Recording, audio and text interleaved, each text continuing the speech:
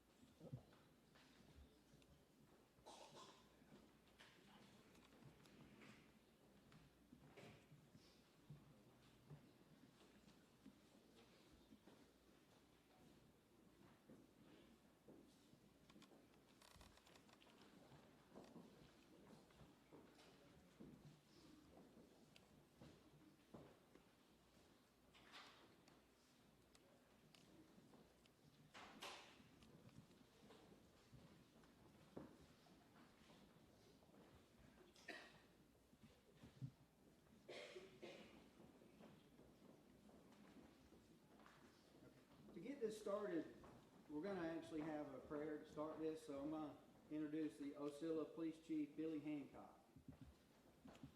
Good afternoon, and thank you all for coming. I know most of you gotten short notice and all today, but it's certainly worth the drive to come here today to hear what we've got to say. And I really want to begin with a word of prayer from my pastor, Joey Whitley, and County Commissioner Chairman. If you would, let's all stand and begin with a word of prayer. Let's pray. Father, thank you that you've allowed us a day that we can come together, Father, for whatever announcements this may be. And God, we just want to thank you that you've been with the men and women that have been for years searching and doing what they could to solve this case. And God, for our community that's been behind our law enforcement and all those that have been serving. And God, as whatever announcement is made today, God, we would just ask that it would be a relief to the families, God, and we would just continue to ask that you would be with the family, God, of Tara and the many friends that she's had here in our community. And God, we're just so thankful that we live in a place that we can come and call upon your name, and God, that you would answer our prayers. And today, God, we just ask that you would continue to be with our law enforcement all over this nation, God, and just protect them and be with the families in which they come from. And God, forgive us all of our many sins and shortcomings. For it's the name we do pray. And all of God's children said, amen. You may be seated. Thank you all again for coming. I do apologize for the short notice that most everybody got, but 11 years and 4 months has been a long time coming. I'm not going to say a whole lot, but a lot of thank yous to our news media and our local law enforcement, our state law enforcement agencies, along with our Georgia Bureau of Investigation, and we appreciate all the hard work that's been put into this. And I'm going to let the Special Agent in charge of the GBI Perry office, J.T. Rickerson, he will give the announcement. Thank you. Again, thank y'all for being here. Before we get started, I just want to say our thoughts and prayers go out to Tara Grinstead's family. Connie and Billy Grinstead are right over here to my right. Our continued support stays with you. Thank you for your support that you've given us these past 11 years and 4 months. I'd like to recognize the local community here. As you can see, this courtroom is packed.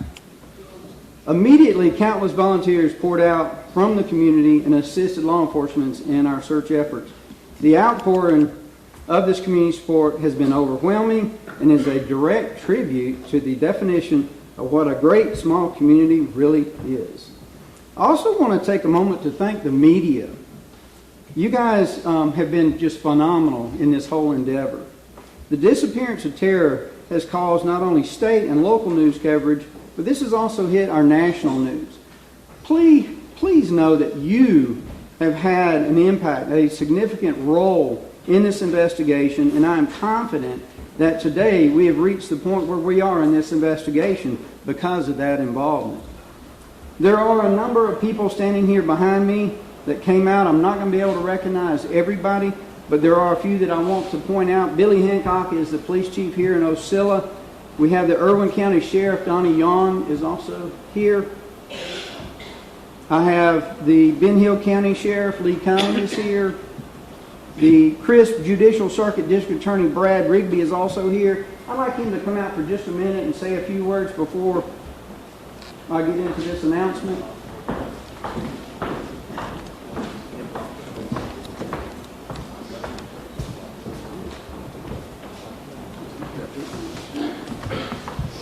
Good afternoon, ladies and gentlemen. I am Brad Rigby, the District Attorney for the Cordele Judicial Circuit. Part of that, I handle Ben Hill County. Standing with me here today is J.D. Hart. J.D. is the Chief Assistant District Attorney in the Tifton Judicial Circuit, which covers Irwin County. Kim Swall is also an Assistant District Attorney there, and Investigator Lanny Dean, who is an investigator with that DA's office.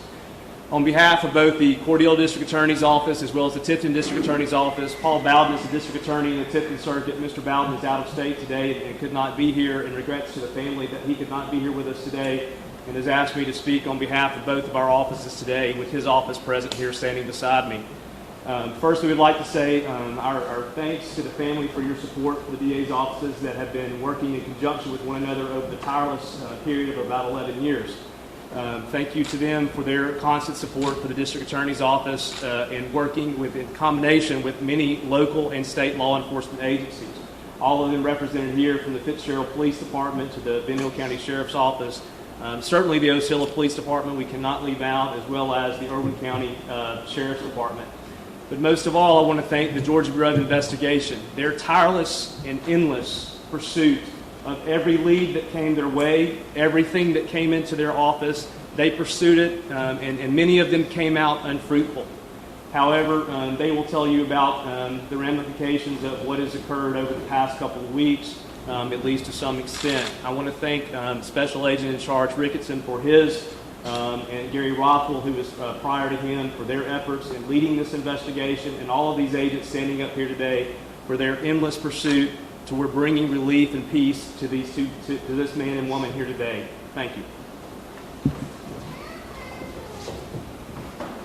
Like I said, I'm not going to be able to recognize everybody that's standing back here behind me, but I would like to recognize the Osceola Mayor, Matt Seal. My boss, Rodney Wall, is here, along with all of my office here from the GBI Perry office. And just to quickly point out, this is Jason Shadell. He was the current case agent on this investigation. Let me give you just a little bit of background. I know the folks that are here in the community know all this, but just to recap some of this. On Saturday, October 22nd in 2005, Tara Grinstead went missing from her residence. The Osceola Police Department responded to her residence. Immediately, they suspected foul play. Additional law enforcement resources were requested. The Irwin County Sheriff's Office and the GBI came in and began a search at Tara's house. The troubling thing when you're working an investigation into a missing persons case is that there's generally very little evidence. Tara's home was searched extensively for several days, which produced little physical evidence. As with all missing person cases, the investigation started focusing on Tara's close friends and associates. Tara was very well known in this community and well liked in her community. So she had many contacts and friends in various parts of the community. As the hours turned into days, days into weeks, weeks into months, and eventually months into years, the search efforts never ceased. Through these 11 plus years, the GBI and other law enforcement officers have received hundreds and hundreds of tips. The GBI handles unsolved cases in the same manner we handle our active investigations. All open files are reviewed every couple of months. That way we do not have cold cases. Each and every tip that came in was vetted and checked against what we had already done in this investigation. Interviews were conducted, searches were executed, multiple DNA samples were collected. Each lead was thoroughly exhausted. Unfortunately, all of these leads ended with a dead end until the last couple of days. A few days ago, an individual came forward and reported that they had information into Tara's disappearance. This information made it to my office, and our case agent, Jason Shadell, was sent out to conduct an interview. This interview generated several more interviews, which was followed up by the rest of our office here. Through these interviews, enough probable cause was discovered so we could swear out an arrest warrant charging Ryan Alexander Duke with the murder of Tara Grinstead. Duke was taken into custody yesterday afternoon and a warrant was issued this morning. I'm sure that there are going to be many questions. I may be able to answer some of those questions, but in the interest of the integrity of our investigation, I may not be able to answer or respond at this time. There will be a written press release as well as a booking photograph that will be provided through the GBI Public Affairs office. Before I take any questions, I want to, again, Connie Grinstead would like to make a brief statement. Please respect her privacy and refrain from asking her any questions. Thank you.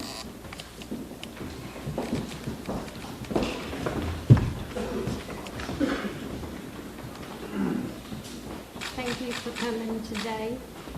On behalf of Billy and myself, the first thing that I want to do is to thank God for answered prayers.